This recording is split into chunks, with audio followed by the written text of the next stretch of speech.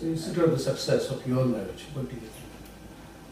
Be kind of interested now that you're married twice as long as I we know, are. we should I'd be get advice interested from to hear you, definitely. I mean, listening is a very big part of it. Like, there's a sort of mutual respect we have for each other that, yeah. It always matters to pay attention to what the other person wants and what the other person thinks. And even when we argue or disagree about things, we try to do it in ways that show that we care about the other person. Sometimes it's really easy when we disagree to want to just kind of get defensive and take care of yourself and fight for what you want. And that can be really hurtful to the other person. But I think a relationship will last a lot longer if you can learn to disagree in a way that still respects each other. And that still reminds each other that you're partners. You're not opponents. Yeah. This is something I was talking with a lot of the teenagers I do youth work with.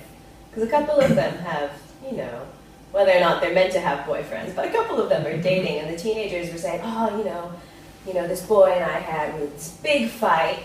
And I was like, just sort of talking, okay, so then what happened? And we were sort of saying, I was trying to seed in there the idea that, you know, you're going to have conflict in a relationship, right? It's not possible to be married 10, 20 years and not argue about anything. So I think one of the skills that you have to really practice in your marriage is how do you fight well? Because you will disagree. And how can you disagree if people say, well, so, you know, it took us a while in the beginning to be like, okay, maybe this is getting really heated. Like, maybe we need to step away from this and come back to it. Or, like, we've learned that we can't both be cranky at the same time.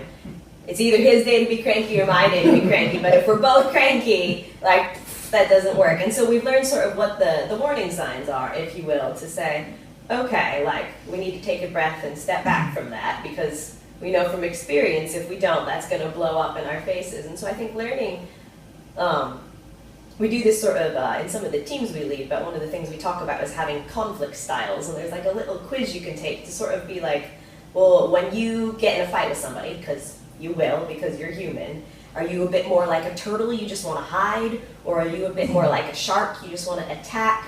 Or are you a bit like a teddy bear, you just want to make peace with everybody and oh, it's all fine? And it sounds a bit silly, but just sort of knowing like, oh, okay, well, if my partner is always going to attack when they're in a fight and I'm always going to hide, we're not going to get anywhere. And so we need to find a way to meet in the middle about how we're going to have conflict constructively rather than destructively.